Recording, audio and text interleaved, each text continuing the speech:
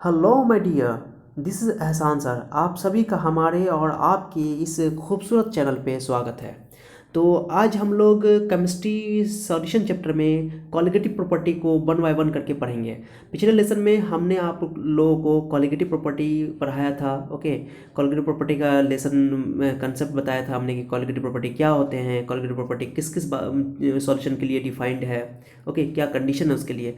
तो मैंने पिछला लेसन में पूरा कॉलिगेटिव प्रॉपर्टी को अच्छे से डिफाइंड किया है। अगर आप इस लेसन को देख रहे हो तो पहले इस लेसन को देखने से पहले आप कॉलिगेटिव प्रॉपर्टी वाले लेसन को जरूर देखो, ताकि आपको ये कंसेप्ट ये लेसन आसानी से समझ में आ जाए और ज़्यादा से ज़्यादा समझ में आ सके। तो उस वीडियो का मैं लिंक इस वीडियो के डिस्क्रिप्शन में दे दूंगा। आप उस लिंक को क्लिक करना, आप सीधे उस वीडियो पे चले जाना, ठीक है। अदरवाइज़ आप ऐसे भी उस वीडियो को यूट्यूब पे खोज सकते हो, कॉलिगेटिव प्रॉपर्टी उन्नति एहसान। आप उन्नति डालना UNNATI एहसान EHSAN, तो डायरेक्टली आप वहाँ पहुँच जाओगे। एक तरीका तो ये दूसरा तरीका तो ये हो गया। तीसरा तरीका भी है कि आप मेरे चैनल पे सीधे आप विजिट करो और प्लेलिस्ट में जाओ, लिखा हुआ होगा केमिस्ट्री 12th, उसमें आप ढूंढ लो कॉलिगेटिव प्रॉपर्टी, आपको मिल जाएगा, ठीक है।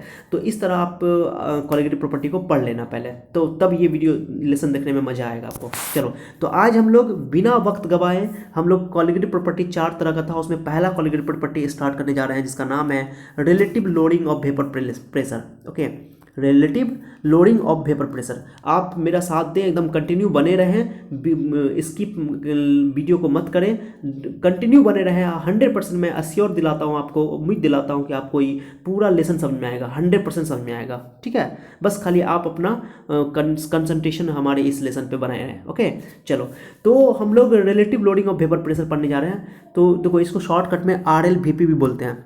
RLVP मैंने यहाँ लिखा है। ओके, RLVP वो होता है RSVP, सुनते हो आप लोग।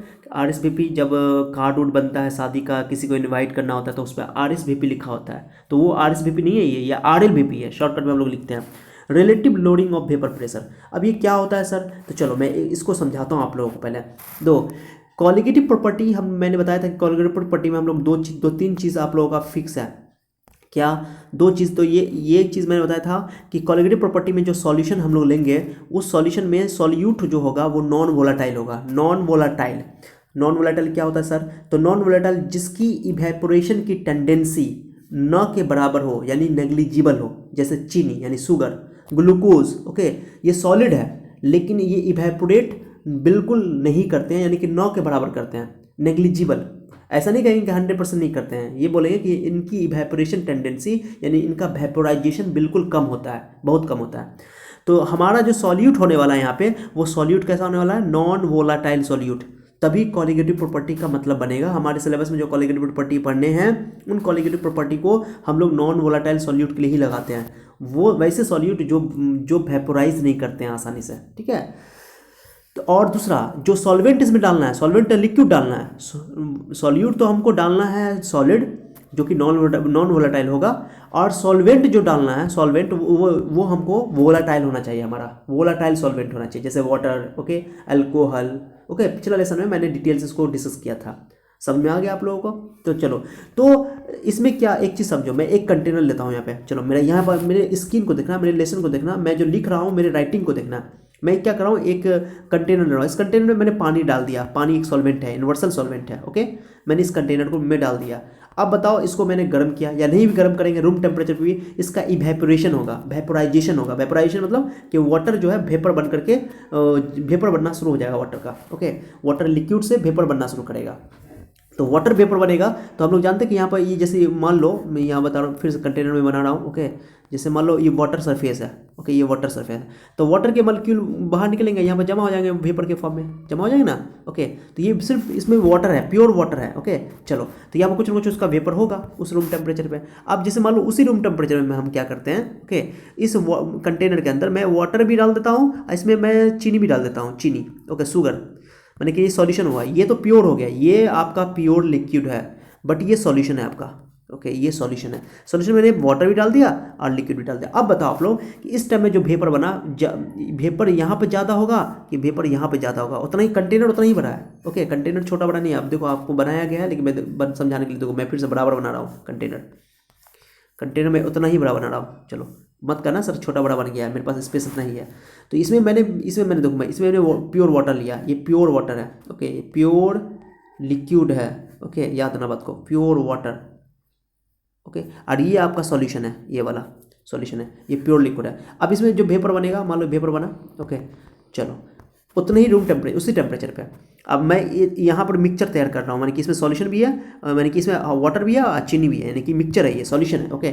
अब यहाँ पर वेपर क्या उतना ही बनेगा, बताओ जल्दी, उतना ही वेपर बनेगा। मतलब यहाँ पर 10 बना तो यहाँ पर 5 बना, मतलब कि कम बनेगा, ये तो श्योर है। कहो सर क्यों कम बना वेपर, देखो यहाँ पर वेपर ज़्यादा है तो इस कंटेनर में वेपर प्रेशर ज़्यादा होगा, क्योंकि वेपर ज़्यादा है तो वेपर प्रेशर ज़्यादा होगा प्योर लिक्विड में।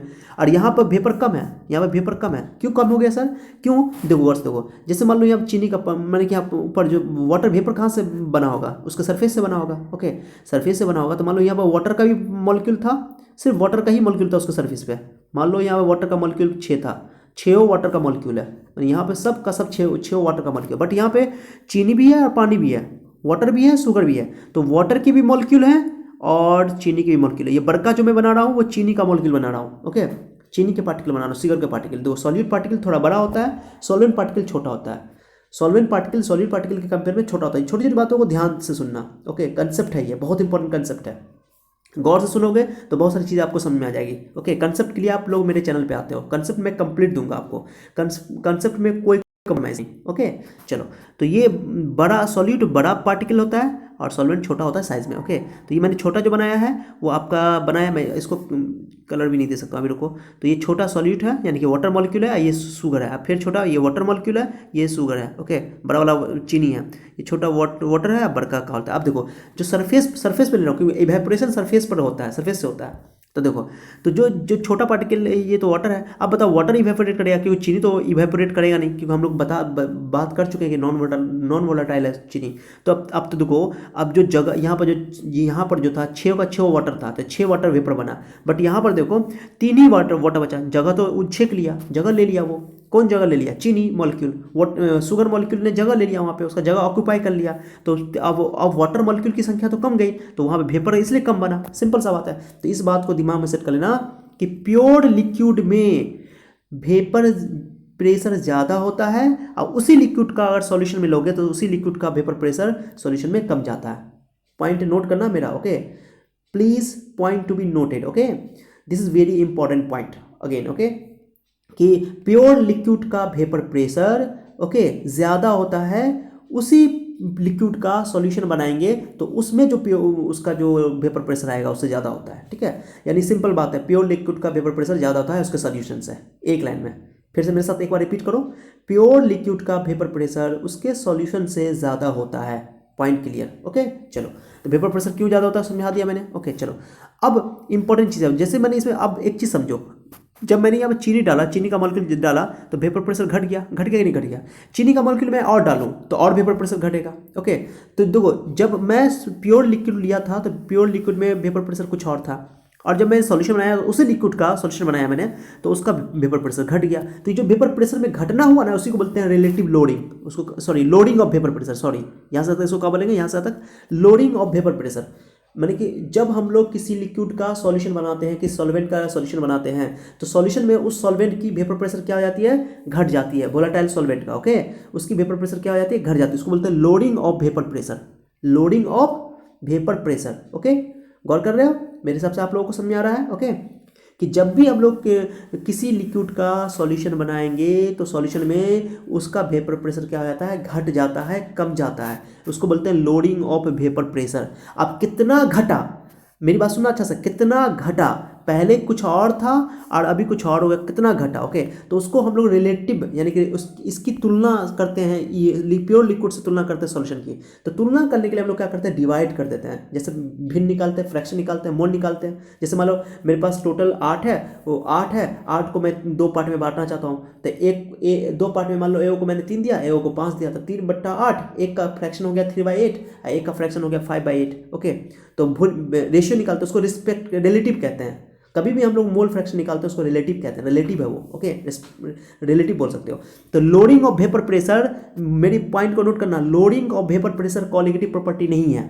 ये क्वेश्चन बहुत इंपॉर्टेंट है बोर्ड एग्जाम के लिए, कि loading of vapour pressure is not colligative property. Okay, you should remember this. Okay, always remember loading of vapor pressure is not colligative property but relative loading of vapor pressure is a colligative property।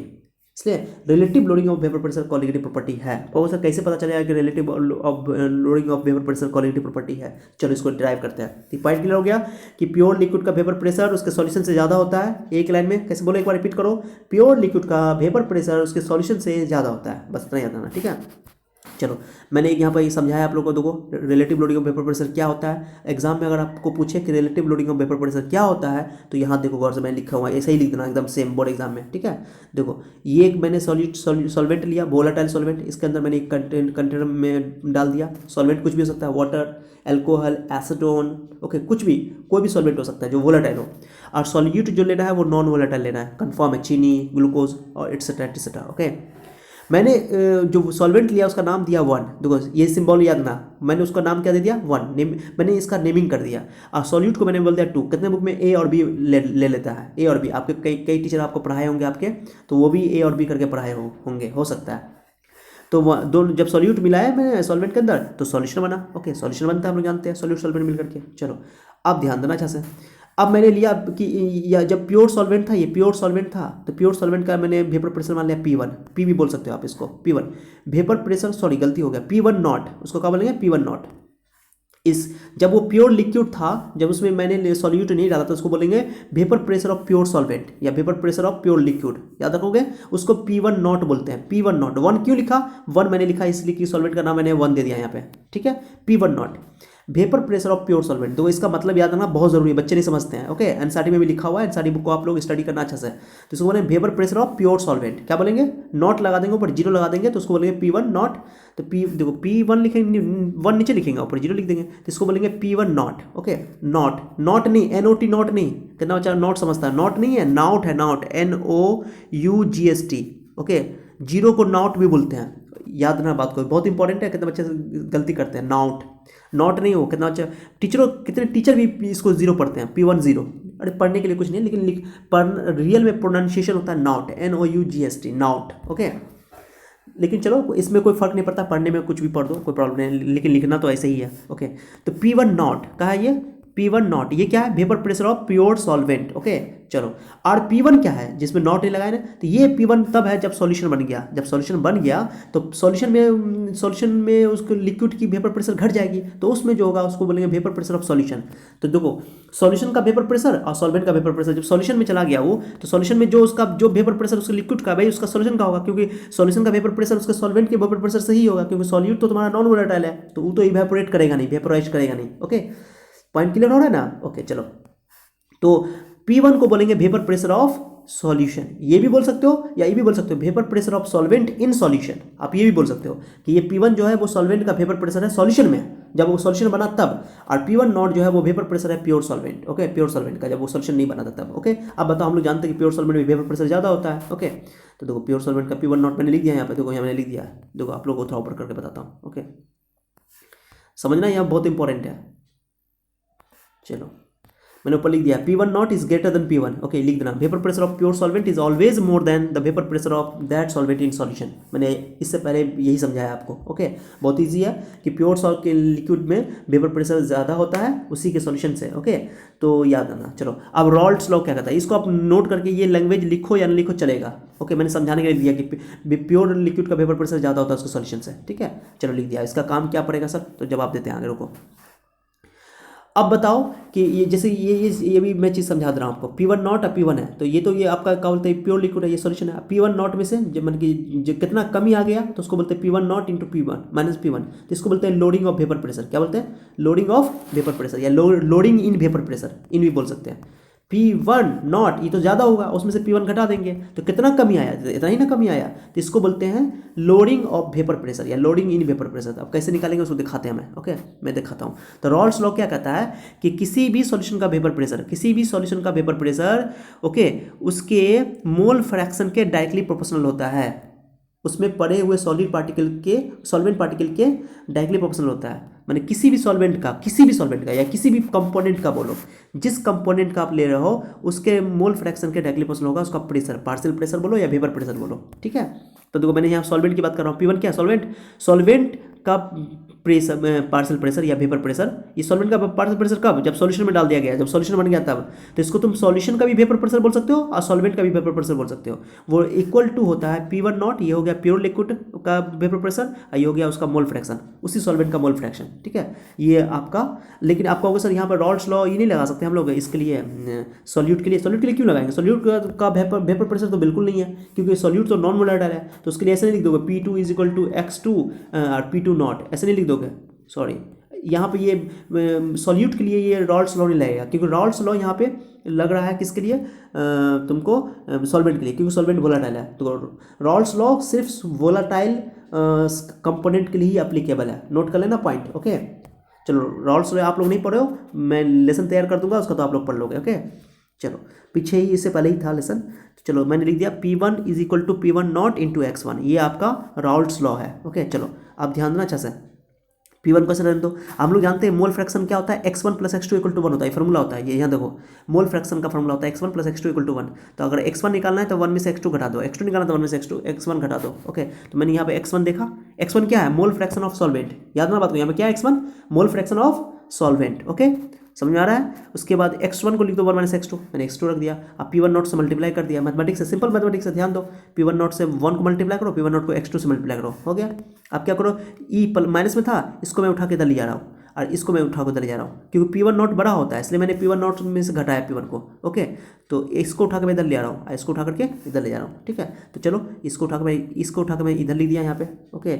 और ये P1 को उठा के मैं उधर ले गया, तो प्लस से माइनस हो गया। अब देखो इससे क्या हुआ, ये P1 नॉट - P1 क्या हुआ, ये देखो, ये गौर करना, ये बहुत इंपॉर्टेंट है। P1 तो बड़ा है, P1 नॉट बड़ा है, प्योर लिक्विड का वेपर प्रेशर ज़्यादा होता है, ये सॉल्यूशन में वेपर प्रेशर जब घटाएंगे तो कितनी कमी आई वो पता चल रहा है, इससे ये बता रहा है कि कितनी कमी आई। तो ये आपका हो गया लोडिंग ऑफ वेपर प्रेशर, क्या हो गया ये, लोडिंग ऑफ वेपर प्रेशर। चलो ठीक है, अब दो वर्ष है, टोटल था आपका, मैक्सिमम था वेपर प्रेशर P1 नॉट, ये मैक्सिमम हुआ, ओके। और उसमें जब सोल्यूशन डाल घट गया, उसी को आप P1 नॉट से डिवाइड कर दोगे, ओके, P1 नॉट से डिवाइड करो, मैक्सिमम से डिवाइड कर दोगे, तो ये आपका हो जाएगा रिलेटिव लोडिंग, क्या हो जाएगा। तो देखो मैंने क्या किया, यहाँ पे P1 नॉट आपके पास है ना, ये वाला, इसको मैं लिख रहा हूँ, चलो नीचे कर रहा हूँ, ध्यान देना, बहुत मजा आ जाएगा, ओके। चलो तो मैंने ये P1 नॉट आपको है ना, ये P1 नॉट को डिवाइड में डाल दिया, इसके डिवाइड में, ओके। तो ये बताओ, ध्यान देना मेरी बात को अच्छा से, तुम्हारे पास मतलब तुम्हारा टोटल, मैंने कि एग्जाम को मैं समझा रहा हूँ, एग्जाम को लेकर के, टोटल 500 का एग्जाम होता है बोर्ड एग्जाम में, मान लो, ओके। अब तुम्हारा 300 आया, कितना आया 300, एक बच्चे का मान लो कि 200 ही आया, ओके। तो 300 / 500 और 200 / 500 हो गया। तो क्या करेंगे, कितना आया और टोटल कितना था, ओके, समझ रहे हो, कितना आया टोटल कितना में कितना आया, 500 में तुम्हारा 300 घट गया, 300 घट गया, ओके। तो टोटल को भाग कर दो, तो ये फ्रैक्शन था, ये रिलेटिव कहलाता है, रिलेटिव भाग करेंगे तो टोटल को टोटल से भाग कर देते हैं। तो देखो P1 नॉट क्या था, मैक्सिमम वेपर प्रेशर, सॉल्वेंट का वेपर प्रेशर मैक्सिमम ज़्यादा है, सबसे बड़ा वही है, उसका सॉल्यूशन में घट गया, तो ये ऊपर वाला तो हुआ लोडिंग ऑफ वेपर प्रेशर, और उसी को अगर मैक्सिमम से बड़का वाले से भाग कर देंगे तो ये रिलेटिव लोडिंग हो गया। तो relative loading of vapour pressure इसको कहते हैं। अब बचा इधर X2 बचा, इसी को relative loading of vapour pressure कहते हैं, यही कॉलिगेटिव प्रॉपर्टी हमारा। तभी देखो ये किसके इक्वल हुआ, X2 के बराबर हुआ। X2 क्या है, मोल फ्रैक्शन ऑफ सॉल्यूट, याद रखना बहुत इंपॉर्टेंट है। अब मैंने बताया था कि कॉलिगेटिव प्रॉपर्टी का डेफिनेशन क्या था, colligative property is that property of solution which depends on the number of solid particles only. याद है ना कि कॉलिगेटिव प्रॉपर्टी सॉल्यूशन की वो प्रॉपर्टी होती है जो सिर्फ और सिर्फ सॉल्यूट पार्टिकल की संख्या पर डिपेंड करते हैं। तो बताइए X2 क्या है, number of moles of solute particle की संख्या आई है, ओके। अब उसके डायरेक्टली प्रोपोर्शनल आ गया, अगर X2 सॉल्यूट पार्टिकल ज़्यादा होगा तो मोल फ्रैक्शन ज़्यादा होगा, यानी सॉल्यूट पार्टिकल ज़्यादा होगा तो ये वैल्यू ज़्यादा होगा, रिलेटिव, यानी कि ये वैल्यू जो लिखा हुआ ये वैल्यू ज़्यादा होगा, ये कम होगा तो ये कम होगा, यानी कि ये तुम्हारा रिलेटिव प्रॉपर्टी है, यानी सॉरी ये क्वालिटेटिव प्रॉपर्टी है। सिंपल सा बात है, क्वालिटेटिव प्रॉपर्टी किसे कहते हैं, मेरी बात को गौर सुनो, क्वालिटेटिव प्रॉपर्टी जो सॉल्यूशन में सॉल्यूट पार्टिकल की संख्या पर डिपेंड करते हो। ये देखो ये जो है किसके इक्वल आ गया, X2 के इक्वल आ गया। X2 क्या तुम्हारा सॉल्यूट का मोल है, अब सॉल्यूट के इक्वल हो गया, यानी कि सॉल्यूट बढ़ाओगे तो ये वैल्यू बढ़ेगा, सॉल्यूट घटाओगे तो ये घटेगा, यानी उस पर डिपेंड कर रहा है, सॉल्यूट पार्टिकल पर डिपेंड कर रहा है। तो ये जो तुम्हारा ये जो लेफ्ट साइड का जो वैल्यू आया है, लेफ्ट साइड का जो मटेरियल आया है, आइटम आया है, ये लेफ्ट आइटम तुम्हारा कॉलिगेटिव प्रॉपर्टी है। क्यों कॉलिगेटिव प्रॉपर्टी है साहब, क्योंकि ये सॉलिड पार्टिकल पर डिपेंड कर रहा है, ये डेफिनेशन है। तो इसी को बोलते हैं relative loading of vapour pressure. क्या बोलते हैं इसको, relative loading of vapour pressure. मैंने लिखा नीचे देखो RLVP, okay is equal to x2। इसको नोट करके लिखना, तो नोट कर लेना कि relative loading of vapour pressure is equal to the mole fraction of solute. Note करके लिख लेना कहीं पे, ओके यहीं पे लिख लेना। मैंने लैंग्वेज में नहीं लिखा है, आपको ये एग्जाम में तो यही कर लेना, बस याद ना कि relative loading of vapour pressure solute के मोल फ्रैक्शन के बराबर होता है। ओके मेरी बात समझ में आ रहा है? नोट करो एक बार कि relative loading of vapour pressure solute के मोल्स के बराबर होता है। Okay relative loading of vapour pressure अब सॉल्यूट पर डिपेंड कर रहा है, सॉल्यूट के पार्टिकल पर डिपेंड कर रहा है, सॉल्यूट के मोल पर डिपेंड कर रहा है, इसलिए ये तुम्हारा कॉलिगेटिव प्रॉपर्टी है। तो मैंने लिखा R L V P is a colligative property, इसी को बोलते हैं R L V P. Okay P1 not minus P1 not by P1 not, इसको बोलते हैं R L V P. Okay समझ में आ गया? चलो ये भी क्लियर हो गया अच्छे से। तो एग्जाम में अगर बोलेगा relative loading of vapour pressure बताओ, तो उसको डिफाइन करो relative loading of vapour pressure को। तो आपको कुछ नहीं करना है, मैं समझा रहा हूँ, रुको समझा रहा हूँ आपको। यहाँ से स्टार्ट करना है, ओके यहाँ से हेडिंग दे देना। एग्जाम में कभी भी आंसर लिखना तो हेडलाइन जरूर बनाना, जाके मार्क्स अच्छा मिलेगा तुमको। ये फोटो बना देना, पिक्सा बना देना, ये सब बना देना। ओके ये सब लिख देना, ये सब लिख देना बिल्कुल। ओके चलो उसके बाद ये सब लिख देना बिल्कुल, ये सब जरूर सब लिख दिया करो, ये सब बात लिख देना, पूरा बात लिख देना। ये लैंग्वेज लिखो या नहीं लिखो चलेगा, ये मत लिखना, आपको नॉलेज के लिए मैंने लिख दिया वहाँ पे। ओके चलो उसके बाद ये बाय रॉल्स लॉ, उसके बाद ओके ध्यान दो, ये डब्बा में लिखना है, मोल फ्रैक्शन वाला लिखो या ना लिखो चलेगा। ओके ये आप लिखो या लिखो नहीं चलेगा, नहीं लिखो भी तो भी चलेगा, डायरेक्टली ये इस्तेमाल कर लो। ये इस्तेमाल करने के बाद यहाँ तक वेरीफाई कर दो। ओके उसके बाद नीचे लिख दो, यहाँ तक लिख दो, यहाँ तक लास्ट में, यहाँ तक आर एल वी पी लिख दोगे, एग्जाम में आपका 2 मार्क्स फिक्स है। कोई लैंग्वेज का चक्कर नहीं है, खाली मैथ का काम करना है। कितने बच्चे जो बच्चे जिनका हिंदी बैकग्राउंड वीक होता है, हिंदी बैकग्राउंड से वो आते हैं, तो सॉरी हिंदी बैकग्राउंड से आने वाले बच्चे का इंग्लिश वीक होता है, तो अक्सर बच्चे याद करने में फंस जाते हैं। सर इतना याद करना पड़ेगा, इतना याद करना पड़ेगा। अरे नहीं याद करना है, मैथ का काम करो। मेन तुम काम करोगे ना, कंसेप्ट दे दोगे ना एग्जाम में, तो तुम्हारा पूरा काम बन जाएगा। ओके इसलिए याद जो मैं बताता हूँ बहुत ईजी में बता रहा हूँ आप लोगों को, मुझे फॉलो करोगे आपको आप बोर्ड का एग्जाम जबरदस्त जाएगा। अब बोर्ड पहले फोकस होना चाहिए। ओके बोर्ड बहुत ज़रूरी है। अरे बच्चा सब पटना जा करके, कोटा जा करके, दिल्ली जा करके जाके तैयारी करता है, बोर्ड में ही चला जाता है कोटा वोटा तैयारी करने के लिए, और वहाँ बच्चा सब जो है बोर्ड जब देखते हैं पता चला है कि बोर्ड का एग्जाम दिया, तो बोर्ड का एग्जाम में उसका 2nd डिवीजन आता है, और उसका जो ये कंपटीशन है वो क्वालिफाई कर जाता है। अरे बोर्ड पहले सही करो ना, बोर्ड का कंसेप्ट आपका सही होगा ना, बोर्ड का रिजल्ट देखो, बोर्ड हमेशा नहीं होता है, बोर्ड एक बार होता है। बोर्ड का रिजल्ट 70-80% लाओ, 80-90% करने का कोशिश करो, हिम्मत करो, आएगा। स्टूडेंट ही का आता है। उसके बाद देखो आप कंपटीशन की तैयारी के लिए 1 साल दे सकते हो, 2 साल दे सकते हो, आराम से तैयारी करके अच्छा करेंगे लाओगे तुम। बोर्ड का आपका अगर अच्छा हो जाएगा तो आपका देखो कंपटीशन हो सकता है फर्स्ट अटेम्प्ट में भी निकल जाए, हो सकता है कि आपका 2nd अटेम्प्ट में लेकिन बढ़िया से निकलेगा, अच्छा रैंक आएगा। इसलिए थोड़ा सा अगर पेशेंस रखोगे ना, बोर्ड को समझने, बच्चा बोर्ड को सही से नहीं पढ़ता है, टीचर सब भी बच्चे को इतना अच्छा से हैंडल नहीं कर पाते हैं। देखो मैं हमेशा बोलता हूँ कि बच्चे में कोई कमी नहीं है, बच्चे अच्छे और बुरे नहीं होते हैं, बच्चे हमेशा अच्छे होते हैं, लेकिन टीचर अच्छे और बुरे होते हैं। मैं इस सेंस में नहीं कर रहा हूँ कि टीचर नेचर से ख़राब होते हैं, व्यवहार से ख़राब होते हैं या अच्छे होते हैं, उनकी मैं बुराई नहीं कर रहा हूँ। मैं टीचर को अच्छे और बुरा इस सेंस में कह रहा हूँ कि टीचर टैलेंटेड, कम टैलेंटेड, अधिक टैलेंटेड हो सकते हैं। कुछ टीचर ज़्यादा मेहनत करते हैं, कुछ टीचर कम मेहनत करते हैं, किसी का कंसेप्ट ज़्यादा होता है, किसी का कंसेप्ट कम होता है। देखो टीचिंग करना ना बहुत इंपॉर्टेंट है, बहुत अलग चीज़ है। देखो नॉलेज सबको होता है, नॉलेज हो सकता है बहुत सारे टीचर को हो, लेकिन teaching is an art, teaching सबको नहीं आता है। ओके मैं अब 12 सालों से टीचिंग कर रहा हूँ, 12 ईयर से। ओके तो मेरे पास बहुत ज़्यादा एक्सपीरियंस है, तो मैं जानता हूँ कि बच्चों को क्या पढ़ाना है, बच्चों को कैसे पढ़ाना है, कैसे पेश करना है। देखो मुझे पेश करने बहुत अच्छे से आता है। ओके ये आता है कि नहीं आता है इसका डिसाइड तो आप लोग करोगे कि सर को कितना आता है नहीं आता है, वो तो आप लोग पूरा वीडियो देखोगे, समझोगे, मेरा पूरा कंटेंट देखोगे, तो आपको समझ आएगा सर कितना अच्छा पढ़ाते हैं या खराब पढ़ाते हैं। वो तो आप इसका डिसाइड तो आप लोग करोगे, मैं डिसाइड नहीं करने वाला हूँ। लेकिन मैं ये कह रहा हूँ आप लोगों को कि मैं आपको बहुत ईजी करके पेश करूँगा। ओके अगर आप लोग मेरे साथ दोगे तो मैं पूरा सिलेबस पढ़ा दूंगा आपको, पूरा बोर्ड लेवल का। और आप अगर बोर्ड लेवल की तैयारी कर लोगे, बेस अच्छा हो जाएगा, कंसेप्ट अच्छा हो जाएगा। ओके तो उसके बाद जब तब कंपटीशन लेवल का पढ़ाने में मजा आएगा, तो कंपटीशन लेवल का मैं डिफरेंट फैकल्टी रख करके आपको पढ़वाऊंगा, अच्छा नॉलेज दूंगा आपको। ओके बेहतरीन तरीके से। तो पहले बच्चों का बोर्ड तो ठीक हो, बोर्ड ही ठीक नहीं होता बच्चों का। ओके तो आप लोग क्या करो कि जो बच्चे का इंग्लिश वीक है वो बच्चे क्या करो, मेरा जो थ्योरी मैंने लिखा है उसको पढ़ के बोल के पढ़ो। ओके बोल के डेफिनेशन सब याद करो। ओके लैंग्वेज सब खूब लिखो, खुद से लिखो, बार बार प्रैक्टिस करो। ओके लैंग्वेज स्ट्रॉन्ग होगा तो अब क्या होगा कि आप खुद से सेल्फ स्टडी बुक को कर सकते हो।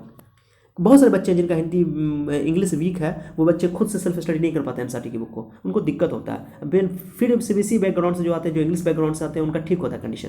तो इसलिए चाहिए आप लोगों को थोड़ा मेहनत करें, और जो टॉपिक जिस दिन पढ़ाया जाए उसको उसी दिन याद कर लो, प्रैक्टिस कर लो, कोई टफ नहीं है, बिल्कुल आसान है, एग्जाम टाइम में आपको भारी नहीं पड़ेगा। ओके, तो चलो ये तो हो गया आपका ये। अब यहाँ रिलेटिव लोडिंग और वेपर प्रेशर पूछेगा आपको। ओके, तो आपको क्या करना है, क्या करना बताओ, जल्दी बताओ, कहाँ तक करना है, यहाँ तक करना है, यहाँ तक छोड़ देना एग्जाम में। ओके, अब रिलेटिव लोडिंग और वेपर प्रेशर के लिए बोल सकता है फॉर्मूला ड्राइव करो, क्या करो, फार्मूला ड्राइव करो। तो रिलेटिव लोडिंग और वेपर प्रेशर कैसे करोगे बताओ, P1 नॉट बड़ा होता है, P1 नॉट बड़ा होता है, उसमें से P1 घटा दोगे, P1 को घटा दोगे और उसी P1 नॉट से भाग कर दोगे, माने मैक्सिमम वाले से भाग करना है। जिस फ्रैक्शन, जैसे मान लो 500 के एग्जाम में आप 200 नंबर लाए हो, तो 500 में से कितने, 500 में आप 200 लाए हो, कितना कम लाए हो, कितना कम गया, 300 कम गया। अब कितना में लाए हो, 500 में लाए हो, तो जो मैक्सिमम है उसको नीचे से भाग करना है, याद ना। ओके, तो फ्रैक्शन निकल जाएगा, तो 200 बट्टा 500, फ्रैक्शन निकाल दो, 0 कैंसिल, 2 बट्टा 5, ये फ्रैक्शन हुआ आपका, इसी को बोलते हैं फ्रैक्शन। ठीक है, तो ये रिलेटिव लोडिंग, इसी बोलते हैं relative loading of vapour pressure. P1 not बड़ा होता है, P1 नॉट बड़ा, P1 छोटा, और टोटल P1 नॉट बड़ा। ओके, उसको डिवाइड करो, इसी को बोलते हैं रिलेटिव लोडिंग। और relative loading of vapour pressure आपका कोलिगेटिव प्रॉपर्टी होता है। लेकिन ये जो है, ये देखो, ये लोडिंग ऑफ वेपर प्रेशर है, ये कोलिगेटिव प्रॉपर्टी नहीं होता, क्योंकि देखो ये मोल फ्रैक्शन पर डिपेंड करता है, लेकिन यहाँ पर देखो प्रेशर भी आ गया है, यहाँ पर प्योर मोल फ्रैक्शन है सॉल्यूट का। ये समझना बहुत जरूरी है कि relative loading of vapour pressure colligative property होता है, लेकिन loading of vapour pressure colligative property नहीं होता है। न तो वेपर प्रेशर कोलिगेटिव प्रॉपर्टी होता है, वेपर प्रेशर कोलिगेटिव प्रॉपर्टी नहीं होता है, लोडिंग ऑफ वेपर प्रेशर भी कोलिगेटिव प्रॉपर्टी नहीं होता, लेकिन relative loading of vapour pressure colligative property होता है। बस इतना याद ना, एग्जाम में बहुत इंपॉर्टेंट है, बच्चे नहीं पढ़ पाते हैं इसको। चलो, अब relative loading of vapour pressure के लिए फॉर्मूला ड्राइव करने के लिए बोल देगा drive an expression, okay, for relative loading of vapour pressure. तो यहाँ तक तो आप कर ही लोगे, उसके बाद आपको यहाँ तक ये भी करना पड़ेगा, ये जो मैं यहाँ लिखा हूँ, इधर देखो, डब्बा में, ये डब्बा में देखो अंदर में, ये डब्बा में यहाँ RLVP है ना लिखा हुआ, तो RLVP, इसी को RLVP मैंने कहा, तो RLVP मैंने लिख दिया। अब ये X2 क्या है, X2 है मोल fraction of solute, mole fraction of solute. तो मोल फ्रैक्शन ऑफ सॉल्यूट कैसे, मोल फ्रैक्शन कैसे निकालते हैं, जिस कंपोनेंट का मोल फ्रैक्शन निकालना है उसका नंबर ऑफ मोल्स और टोटल नंबर ऑफ मोल्स, तो N1 प्लस N2 दो ठो यहाँ पर ये है आपके पास। ओके, दो कंपोनेंट है, तो N2 हो गया number of moles of solute, N1 हो गया number of moles of solvent, N2 हो गया number of moles of solute, सबको जोड़ दो। ओके, अब एक चीज़ समझना, मैंने बहुत पहले समझाया था, ये मन कि हमारा जो कोलिगेटिव प्रॉपर्टी है वो दो चीज़ पे दो तीन कंडीशन उसके लिए है कि सॉल्वेंट आपका वोलेटाइल होना चाहिए, सॉल्यूट नॉन वोलेटाइल होना चाहिए, और चौथा कि सॉल्यूशन, तीसरा जो है सॉल्यूशन आपका डाइल्यूट होना चाहिए। डाइल्यूट सॉल्यूशन के लिए अप्लीकेबल है। अब डाइल्यूट सॉल्यूशन का मतलब क्या है सर, जैसे मान लो कि एक सॉल्यूशन है, उस सॉल्यूशन में मान लो कि वाटर के 100 मोल है, कितने मोल है वाटर के, मैंने 100 मोल डाला, और चीनी मैंने डाला, चीनी के सिर्फ 0.5 मोल डाला। बताओ 100 के कंपेयर में 0.5 कितना ज़्यादा है, बहुत कम है कि बहुत ज़्यादा है, बहुत कम है, 0.05 मोल डाला, बहुत कम है कि बहुत ज़्यादा है, बहुत कम है। यानी कि इस केस में जब मान लो कि 100 मोल में या 100 ग्राम, मान लो 100 ग्राम पानी में, ओके, मैंने 0.5 ग्राम चीनी डाल दिया, तो बताओ मीठा होगा पानी, पानी तो मीठा नहीं होगा, तो इसको बोलते हैं डाइल्यूट सॉल्यूशन। क्या बोलते हैं, बहुत कम मीठा, बहुत कम मीठा, मतलब उसमें सॉल्यूट का अमाउंट बहुत कम है। तो जिस सॉल्यूशन में सॉल्यूट का अमाउंट सॉल्वेंट की तुलना में बहुत कम हो, इतना कम हो कि सॉल्यूट के अमाउंट को हम निगलेक्ट कर सकते हो, तो उसको बोलते हैं डाइल्यूट सॉल्यूशन। कभी नहीं भूलोगे, ठीक है। तो देखो मैंने कहा बोला, मैंने लिखा यहाँ पे कि N2 is much lesser than N1, यानी कि number of moles of solute is much lesser than number of moles of solvent. इसका मतलब है कि जो सॉल्यूट का जो संख्या है वो बहुत कम है, तो सॉल्यूट की संख्या को हम लोग छोड़ सकते हैं प्लस में छोड़ना, ऊपर में नहीं छोड़ देना। ये जो प्लस देख रहे हो ना, तो N1 प्लस N2, मान लो N1 का वैल्यू मैंने 100 मोल है, ओके, 100 मोल है, और N2 का वैल्यू 0.005 है। बताओ तो 100 में 0.05 जोड़ोगे तो 100 के करीब आएगा, तो 100 लिख देते हैं हम लोग करीब। ओके, इसलिए N1 प्लस N2 को हम लोग N1 ही लिख देंगे। N1 मतलब सॉल्वेंट, सिर्फ सॉल्वेंट लिखना है। ओके, सॉल्यूट का मोल छोड़ देना है यहाँ पे, बट ऊपर भी नहीं छोड़ देना, ऊपर गलती नहीं करना कि ऊपर भी छोड़ दोगे, ऊपर गड़बड़ा जाएगा, तो ऊपर अकेला वो अकेले रहेगा, प्लस वाले को छोड़ सकते हो। तो प्लस में N1 प्लस N2 को, तुम N2 को छोड़ सकते हो, N2 क्या है, सॉल्यूट को छोड़ सकते हो, सॉल्यूट का अमाउंट बहुत कम है, ठीक है। चलो, तो ये N2/N1 समझ आया। तो ये फार्मूला हमेशा अप्लीकेबल है, कंपटीशन में एक क्वेश्चन आता है इस पर, ये फार्मूला हमेशा अप्लीकेबल है, चाहे वो सॉल्यूशन डाइल्यूट हो या ना हो। ओके, लेकिन ये डाइल्यूट सॉल्यूशन के लिए अप्लीकेबल है, हमारा सिलेबस यही है, डाइल्यूट सॉल्यूशन के लिए एग्जाम में भी आएगा, कंपटीशन में, इवन कंपटीशन में भी डाइल्यूट सॉल्यूशन सिलेबस है, चाहे वो जी हो या नीट हो। ओके, तो RLVP N2/N1 हो गया। अब N2 क्या होता है सर, N2 क्या होता है, number of moles given mass by molar mass. तो N2 क्या है, N2 क्या है, ये मोल्स ऑफ सॉल्यूट है। तो मोल्स ऑफ सॉल्यूट क्या होता है, given mass of solute, okay, by molar mass of solute. तो गिवन मास को W2 लिखते हैं, देखो, तो N2 का वैल्यू लिखते हैं W2/M2, N1 का वैल्यू उल्टा, N1 तो नीचे है ना, तो उसको भी लिखेंगे गिवन मास। तो N1 क्या है, number of moles of solvent, तो लिखेंगे गिवन मास, तो गिवन मास W1 अब बट्टा M1। ओके, तो नीचे M1 तो नीचे होगा, नीचे से ऊपर कर दो, क्योंकि N1 तो नीचे था, उल्टा हो जाएगा, तो उल्टा कर दो। ये फॉर्मूला हो गया। RLBP किसको बोलते हैं? RLBP इसको बोलते हैं P1 not minus P1 by P1 not. तो ये हो गया RLBP। और उसका कहते हैं W2 by M2 into M1 W1। याद रखना, कभी भूलना नहीं ये फॉर्मूला ड्राइव करने के लिए एग्जाम में आता है, ठीक है। ये फॉर्मूला आपका हो गया। अब देखो यहाँ पे आपको यहाँ पे क्या होगा क्वेश्चन जो न्यूमेरिकल देगा, न्यूमेरिकल अभी मैं करा के बताता हूँ आपको, ओके। ये आपका RLBP हुआ, जहाँ पे P1 नॉट क्या हो, प्योर लिक्विड का वेपर प्रेशर हुआ, P1 सॉल्यूशन में सॉल्यूशन का वेपर प्रेशर हुआ, ओके। और W2 क्या है? W2 बताओ, 2 मैंने बताया सॉल्यूट है, तो W2 हो गया गिवन मास ऑफ सॉल्यूट, और M2 हो गया molar mass of solute, M1 हो गया आपको मोलर मास ऑफ सॉल्वेंट, और W1 हो गया mass of given mass of solvent, okay. अब तो हमको क्या करना है, सो मैंने बताया था कि जितने भी कॉलिगेटिव प्रॉपर्टी हम लोग को पढ़ना है, सारे कॉलिगेटिव प्रॉपर्टी का मुख्य रूप से काम है कि हम लोग उसका इस्तेमाल करके theoretically, okay, mass of molecular mass of solute निकालते हैं। मोलर मास या मॉलिक्यूलर मास, याद ना, जितने भी कॉलिगेटिव प्रॉपर्टी है उनके इस्तेमाल करके हम लोग मॉलिक्यूलर मास निकालते हैं सॉल्यूट का, ओके। ये इंपॉर्टेंट चीज़ है, ओके। मैंने कल कॉलिगेटिव प्रॉपर्टी में समझा दिया था बात को। तो कॉलिगेटिव प्रॉपर्टी का सबसे बड़ा काम क्या है कि हम उसका इस्तेमाल करके मॉलिक्यूलर मास निकालते हैं सॉल्यूट का। तो हम यहाँ पर पता सॉल्यूट का मॉलिक्यूलर मास कौन है? 2 को बोले ना सॉल्यूट, ये M2 जो है, इस M2 का मान निकालना है, इस M2 का। तो बताओ, ये सब पता चल जाएगा, ये पता चल जाएगा, ये पता चल जाएगा, ये पता चल जाएगा, M2 नहीं निकाल लेंगे हम लोग, M2 निकल जाएगा। तो यहाँ से एक क्वेश्चन मैं कराता हूँ आपको, ओके। तो एग्जाम में अगर आपको बोल दिया कि relative loading of vapour pressure define करो, state relative loading of vapour pressure, तो क्या करोगे आप लोग? क्या करोगे आप लोग? देखो मैं बताता हूँ, ओके। ये colligative property relative loading of vapour pressure को यहाँ तक, यहाँ से लेकर के यहाँ तक लिख देना, यहाँ तक लास्ट पूरा यहाँ तक, ओके। ये लैंग्वेज लिखो या नहीं लिखो चलेगा, कोई दिक्कत नहीं है।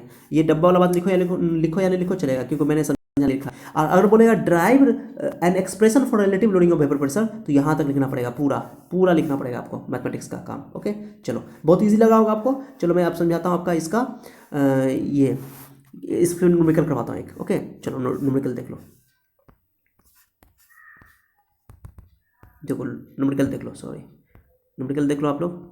हाँ, मैंने यहाँ पर पहले एक जगह इस पूरा का मतलब लिख दिया आपके लिए समझने के लिए। एक जगह कभी भी तुम लोग नोट्स बनाओ ना, बच्चे जल्दी क्या करते हैं केमिस्ट्री में कि नोट्स में लैंग्वेज नहीं लिखते हैं, भूल जाते हैं, सिंबल का मतलब नहीं लिखते हैं। फिजिक्स में भी केमिस्ट्री, बच्चों को फिजिक्स केमिस्ट्री में कन्फ्यूजन होने की वजह यही है कि फार्मूला तो वो याद कर लेते हैं, तो फार्मूला हमेशा तो याद नहीं रहेगा बाबू। जब चैप्टर चलता रहेगा, जब टॉपिक चलता रहेगा, तो फार्मूला तो याद रहेगा। लेकिन क्या होता है कि बच्चे की सिंबल का मतलब नहीं लिखते हैं। सिंबल का मतलब जरूर नोट्स में उतारा करो, नोट्स में जरूर उतारोगे तो कभी भी खोल के देखो तो समझ में आ जाएगा। तो देखो ये फार्मूला मैंने लिखा, ये फार्मूला भी मैंने पढ़ा अभी पीछे। अब इस फार्मूला मैंने पूरा को लिख दिया, पूरा को उतार दिया है, फार्मूला डब्बा में पैक कर लिया, ओके। अब उस फार्मूला में कौन कौन क्या है मैं उसके बारे में मैं लिख दिया हूँ। P1 नॉट क्या, P1 नॉट 1 को मैंने बोला था सॉल्वेंट, और 2 को बोला सॉल्यूट, ओके। तो vapour pressure of pure solvent, okay, मैंने लिख दिया। P1 क्या है, वेपर प्रेशर ऑफ सॉल्यूशन, या ऐसे बोल सकते हो vapour pressure of solvent in solution, okay. Okay, ये ज़्यादा होता है, ये कम होता है। M1 क्या है, 1 हो गया सॉल्वेंट, तो molar mass of solvent. W1 क्या है, मास ऑफ सॉल्वेंट। M2 क्या है, okay, molar mass of solute. W2 क्या है, मास ऑफ सॉल्यूट, ओके। तो मुझे M2 चाहिए, molecular mass of solute, okay, molecular mass of solute, okay. एक चीज़ देखो, मैंने बताया था कि रिलेटिव लोडिंग जो कॉलिगेटिव प्रॉपर्टी होता है, colligative property, okay, colligative property directly proportional होता है किसके? कॉलिगेटिव प्रॉपर्टी डायरेक्टली प्रोपोर्शनल होता है तुमको मोल्स के, number of moles of solute के, okay, number of moles of solute के। तो मैंने अभी रिलेटिव लोडिंग वाला प्रूफ करके बताया क्या कि RLBP x2 के बराबर आया था, ओके। तो वो तो प्रूव हो गया। दूसरा बात ये मैंने अभी बताया, मैंने एक और पिछले लेसन बताया था कि रिलेटिव जो कॉलिगेटिव प्रॉपर्टी होता है वो इनवर्सली प्रोपोर्शनल होता है मोलर मास के, किसके?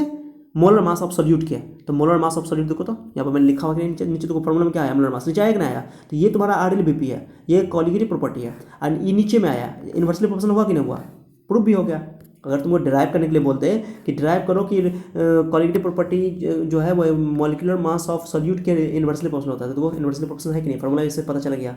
तो मैंने बताया था कि जब मैं फॉर्मूला ड्राइव करूँगा तो ये बात सब क्लियर हो जाएगा, ओके।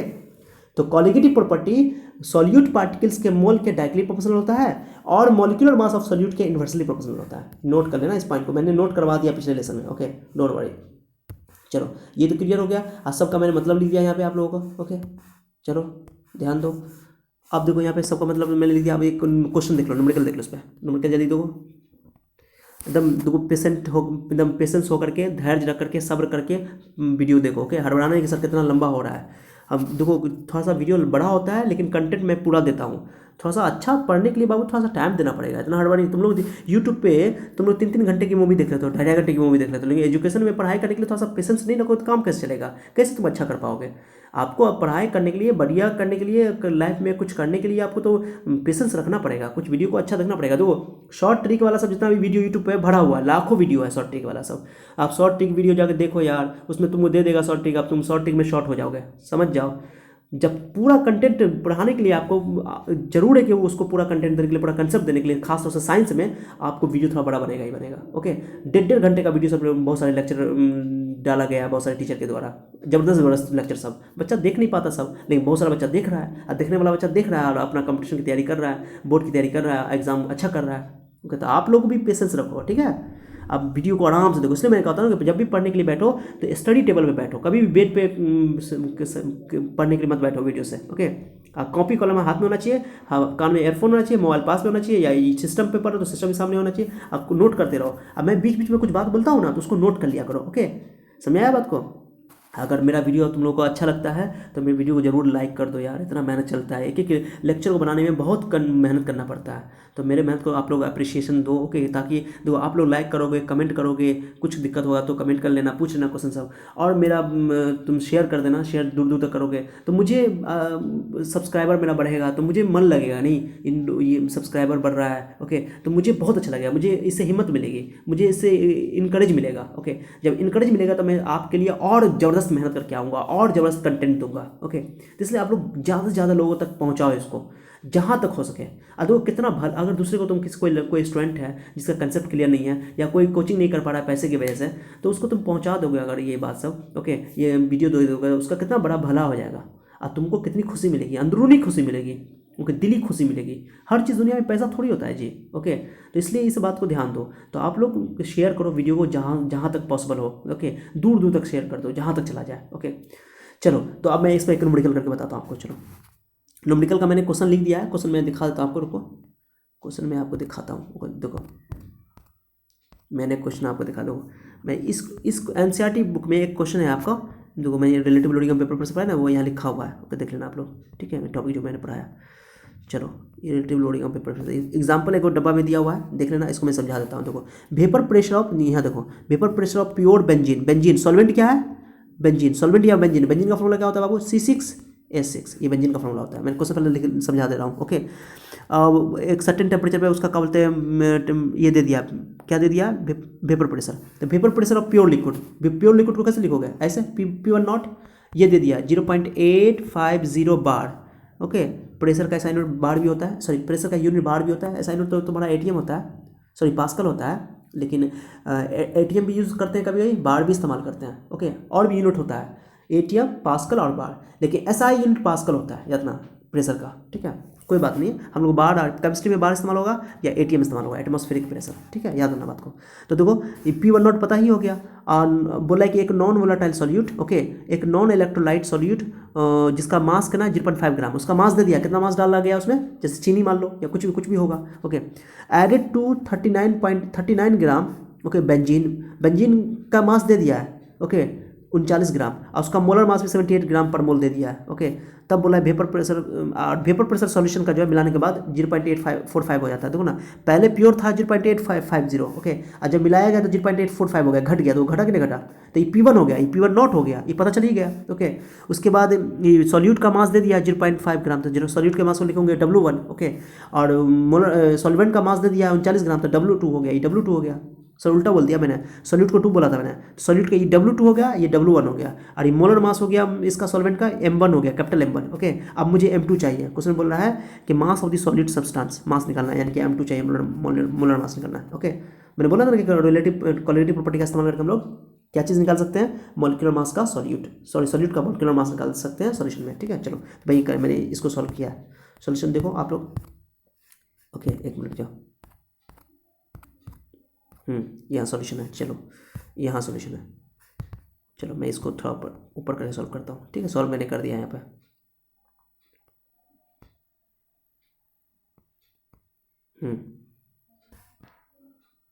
चलो देखो यहाँ पे, तो P1 मैंने लिख दिया, क्वेश्चन तो मैंने पढ़ के सुना दिया आप लोगों को, ठीक है, आप लोग क्वेश्चन देख लेना। तो P1 नॉट का वैल्यू प्योर बेंजीन का दे दिया है 0.850 बार।